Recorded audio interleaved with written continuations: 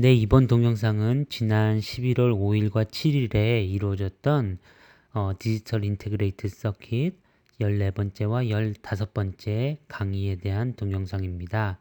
출장 관계로 녹음이 조금 늦어졌습니다.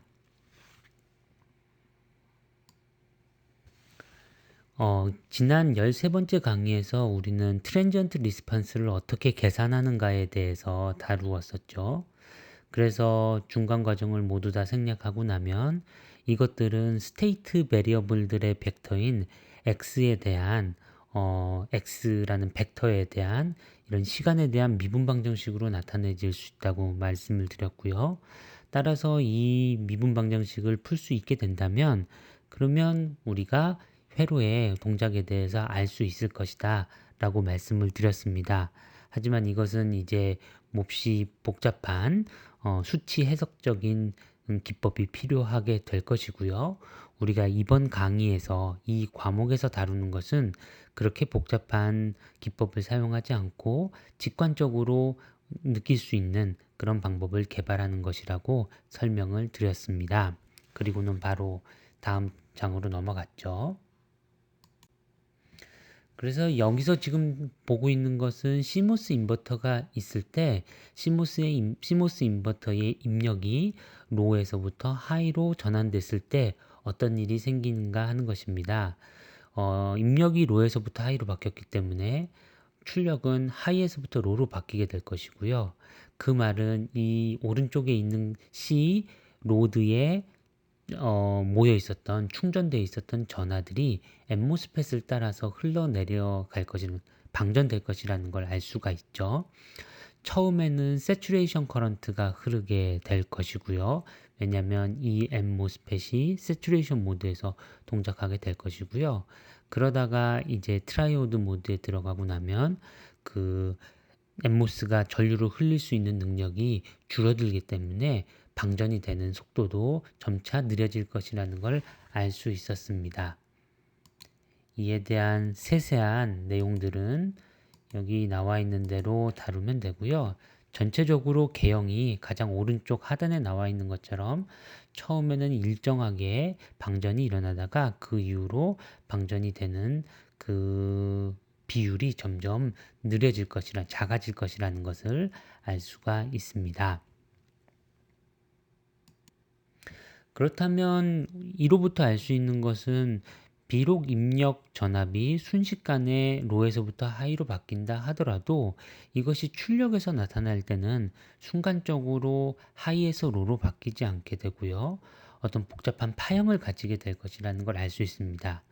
이런 과정이 계속 반복되고 난다면 우리가 생각할 수 있는 건 디지털 회로 안에서 우리가 가질 수 있는 신호라는 것은 생각할 수 있는 로우 값과 하이 값을 늘 가지고 있는 것이 아니라 그 사이에 유한한 시간을 가지고 트랜지션을 일으키는 것들이라는 걸 알 수 있게 될 것입니다. 그림 4.1에 나와 있는 것처럼 입력 전압도 또한 출력 전압도 어느 것도 아주 샤프하게 로와 하이를 가지지 않게 되고요. 그 사이에 부드러운 트랜지션이 일어날 수밖에 없게 됩니다. 그러면 여기서 우리가 생각할 수 있는 건 두 가지의 서로 다른 기술 방법이 있을 텐데요. 하나하나의 파형이 얼마나 로하고 하이 사이에 급격한 변화를 일으키는가 하는 측면이 있을 것이고요. 반면 하나는 입력과 출력 사이의 관계가 얼만큼 순식간에 이루어지는가 하는 두 가지 값들이 있을 것입니다. 제가 첫 번째 말씀드렸던 하나의 입력 파형이라든지 출력 파형의 모양이 어떻게 되느냐, 트랜지션이 일어나는 부분이 얼마나 길고 짧은가 하는 것은 이 슬라이드에서 밑에 나와 있는 라이즈 타임이나 폴 타임이 나타내는 것이라고 할 수 있습니다. 결국 이 라이즈 타임이나 폴 타임이 짧게 된다면 트랜지션들이 아주 급하게 일어나니까 사각형처럼 보이는 모습이 될 것이고요. 반면 이것이 상대적으로 길다면 거의 삼각형과 비슷한 형태로 나타나게 될 것이라는 걸 알 수가 있습니다. 그러나 우리가 이번 강의에서 관심을 가지는 것은 이런 하나하나의 파형이 얼만큼 반듯한가 아닌가 하는 것이 아니고요. 어떤 하나의 입력 파형이 들어왔을 때 그것이 출력단에 나타날 때까지 얼마의 시간 지연이 있느냐라는 말입니다. 그래서 우리가 디지털 시스템을 만들다 보면 결국은 여러 개의 로직 게이트들을 연결하게 될 것이고요.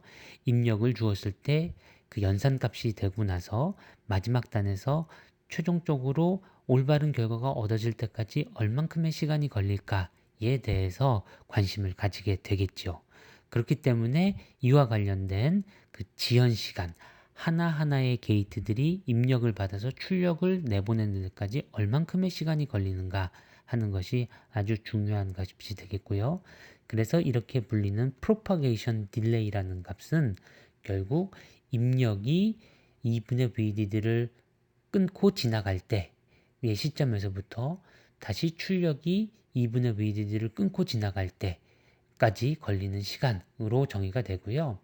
출력의 입장에서 봤을 때 fall일 수도 있고요. rise일 수도 있는데 그것들 중에서 이제 평균을 낼 수도 있고 혹은 worst 값을 얻을 수도 있겠죠. 예. 사실은 둘 다 이제 밸런스를 맞고 있는 것이 맞추는 것이 중요할 것입니다. 그래서 이 슬라이드에서 나온 값들 중에서 결국 propagation delay라는 것이 인풋과 아웃풋 사이의 타이밍 차이를 나타내는 것이다 라고 생각하시면 이해가 충분하실 것 같습니다. 이런 예를 한번 들어볼까요? 붉은 선으로 나타낸 것이 아마 이게 0.18 마이크로미터 공정으로 나타내 있는 인버터일 텐데요. 거기에 로드 캐패시터를 달고요. 그래서 붉은색과 같이 상당히 아이디얼라이즈 되어 있는 입력 신호를 인가를 한 상태입니다. 이렇게 빨간색으로 입력 신호를 인가한 후에 그 후에 출력 신호인 그린 라인이 어떻게 되는지 볼까요? 그러면은 얘네들이 로일 때는 하이가 되고 하이 때는 로가 되고 하는 것들을 잘 따라가고 있는 것을 볼 수가 있습니다. 그런데 0.9V 빨간색이 0.9V를 지날 때 하고요. 2분의 VDD인 0.9V를 지날 때 하고 그린이 0.9V를 지날 때가 같지가 않죠. 빨간색이 먼저 지나고 약간의 시간 지연이 있은 다음에 그 다음에 그린이 그 0.9V를 지나게 되게 되어 있습니다. 결국 이 값에 해당하는 것이 딜레이가 될 것이고요. 라이즈에 해당하는 것과 폴에 해당하는 부분들은 찾아봐 주시기 바랍니다. 자, 그래서 방금 전에 보여드렸던 그런 그림은 사실 스파이스를 해석을 하면 얻어질 수 있는 것이죠. 그런데 다시 말씀드리지만 여기서는 그렇게 전체 계산을 하는 것이 아니라 이 딜레이를 나타낼 때 프로파게이션 딜레이는 결국은 2분의 VDD가 지나는 점들 사이의 관계이기 때문에 복잡한 이 비선형 회로를 간단한 RC 네트워크로 근사를 하여서 그로부터 우리가 대략적인 딜레이 모델을 만들어낼 수 있지 않느냐 하는 것이 이 슬라이드에서 말하는 것입니다. 그래서 결국은 회로에 들어있는 뭐 엠모스펫이나 피모스펫 같은 것들은 사실은 비성형적인 컨덕터잖아요. 그리고 거기에 캐패시턴스도 역시 비선형적인 캐패시턴스가 달려 있지만 그것을 어떻게 하고 싶냐면 바이어스에 무관한 그냥 캐패시턴스와 그 다음에 유효 저항에 해당하는 R, 이 R이 무엇을 뜻하는지는 계속 얘기를 하겠지만요. 이런 R로 생각을 해서 단순히 RC의 네트워크만으로 나타내고 싶다라는 것이 우리의 생각입니다. 그래서 이렇게 R과 C만 있게 되면 시스템이 리니어 시스템이 되기 때문에 이 녀석의 행동이 무척이나 간단하게 될 것이고요. 조금 더 뒤에 말씀을 드리겠지만 그렇게 만들어진 RC 네트워크마저도 제대로 다 풀지 않고 간단하게 더 간단한 방법을 통해 가지고 대략적인 딜레이 타임을 구해내는 고자 하는 것이 이번 과목의 목표가 되겠습니다. 따라서 결국 우리가 얻게 되는 것은 결코 정확하다고 말을 할 수는 없을 것입니다. 하지만 RC 딜레이에 대해 가지고 어느 정도 되겠다 하는 것을 예측하는 데 있어서는 충분히 쓸만하다는 그런 내용을 이 슬라이드에서 다루고 있습니다. 자, 그래서 결국 모스펫의 RC 모델을 어떻게 구성을 할 것인가라는 그런 내용이죠. 여기서 왼쪽에는 N모스펫이 나타나 있고 오른쪽에는 P모스펫이 나타나 있는데요. 여기서 어떤 가정을 가지고 있냐면 N모스펫보다 P모스펫이 2배 더 전기적으로 볼 때 컨덕턴스가 낮다고 생각을 하겠습니다. 그래서 동일한 그 모스펫 심볼에 K라고 쓰여져 있는 것이 가장 미니멈 위스에 대비해서 몇 배가 더 큰가 하는 것이거든요. 그러니까 K 값이 만약에 1이라고 하면요. 이것은 위스가 4람다에 해당한다는 뜻이 되겠습니다. 혹은 뭐 테크놀로지에 따라서는 3람다를 허용하는 것도 있겠지만요. 그래서 동일하게 K가 1로 되어 있을 때 그러면 N모스펫은 R이라는 유효 저항을 가지게 되고 P모스펫은 ER이라는 유효 저항을 가지게 됩니다. 이것은 PMOS의 모빌리티 특성이 나쁘기 때문에 그런 것이고요. 그래서 어떻게 생각을 해주냐면 N모스펫을 1로 생각을 해주고 P모스펫을 2로 생각을 해주면, 그러니까 2배 더 넓게 생각을 해주면 유효 저항이 같다라고 이렇게 가정을 해주겠습니다. 실제로는 그 비율은 정확하게 1대2가 아니죠. 그렇지만 대략적으로 그렇게 생각을 해주겠다는 것이고요. 그 다음에 그 모스펫을 보시면 모스펫에는 유효 저항만 있는 것이 아니라 물론 스위치가 있고요. 이 스위치는 게이트에 의해서 컨트롤이 되고요. 게이트 입장에서 보기에 캐패시턴스가 입력단에 있고요. 하지만 이것만 보이는 것이 아니고 소스하고 서브스트레이트, 드레인과 서브스트레이트 사이에서도 캐패시턴스가 있습니다. 이 캐패시턴스들이 있는데 이것도 위스가 넓어지면 넓어질수록 거기에 비례해서 넓어진다라고 생각을 해 주겠습니다. 물론 게이트 쪽에서 바라본 입력 캐패시턴스하고 소스나 드레인에서 바라보는 디퓨전 캐패시턴스하고 같다는 보장은 전혀 없죠. 하지만 여기서도 이것을 따로따로 나누지 않고 그냥 뭉뚱그려서 대충 C라고 생각을 해주도록 하겠습니다. 실제로도 걔네들이 비슷한 레인지에 있기는 하고요. 자, 이렇게 되기 때문에 만약에 우리가 N모스펫과 P모스펫을 정기적인 컨덕턴스를 맞춰주겠다고 2배, 1대2의 비율로 위스를 조절을 했다고 생각할까요? 그러면 유효 저항 값은 같게 되겠죠. 그렇지만 대신 그런 일을 하게 되면 P모스펫이 더 넓은 디퓨전 영역을 가지게 될 것이기 때문에 그로 인해서 더 큰 캐패시턴스를 가지게 될 것이라는 걸 알 수가 있습니다. 이 점이 앞으로 계속해서 좀 쓰이게 되겠죠.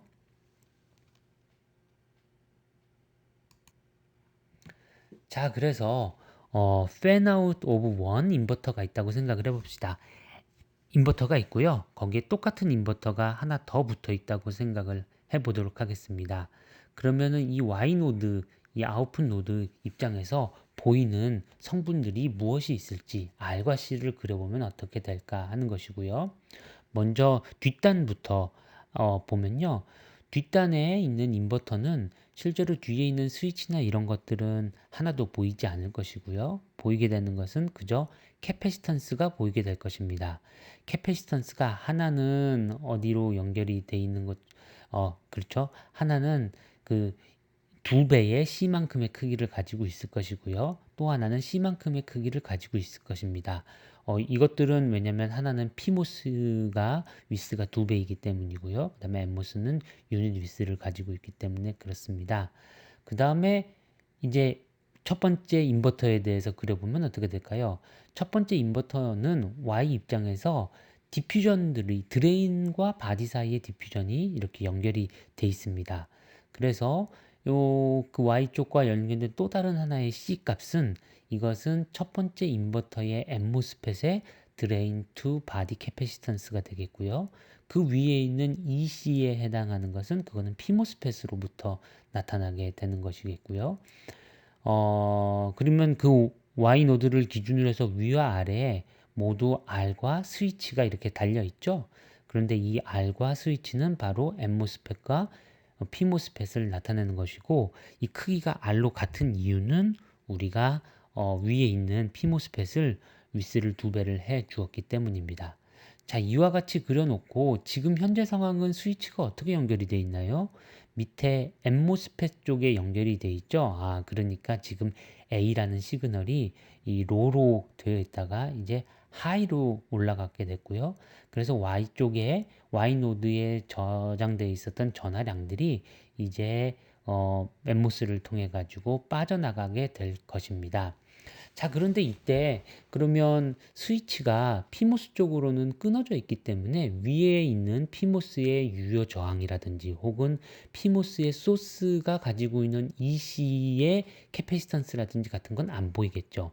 다만 피모스가 가지고 있는 피모스 드레인이 가지고 있는 EC의 캐패시턴스는 보이게 될 것입니다. 그러니까 관련되어 있는 캐패시턴스들 4개의 성분들은 다 그대로 보이게 될 것이고요. 그 다음에 R 성분으로는 Y 노드와 그라운드 사이에 엠모스펫에 해당하는 R이 하나 보이게 될 것이고요. 원래는 소스, 엠모스의 소스와 바디 사이에 캐패시턴스도 있겠습니다만 이건 사실은 소스가 그라운드로 묶여 있기 때문에 둘 사이의 전압 차이는 없고요. 그렇기 때문에 이들은 별로 중요하지 않게 되겠습니다. 그래서 얻어지는 결과가 결국은 저항이 하나가 R이 있게 되고 그 다음에 연결된 어, 전체 합쳐가지고 6C의 캐패시턴스가 있기 때문에 그들을 모두 다 곱하게 되면 이것의 RC 딜레이 타임은 대략적으로 6RC에 비례하는 어떤 값이 나오게 될 것이라는 걸 알 수 있습니다. 좀 더 자세하게는 다음번 수업에서 더 정확하게 다루어 보도록 하겠습니다. 감사합니다.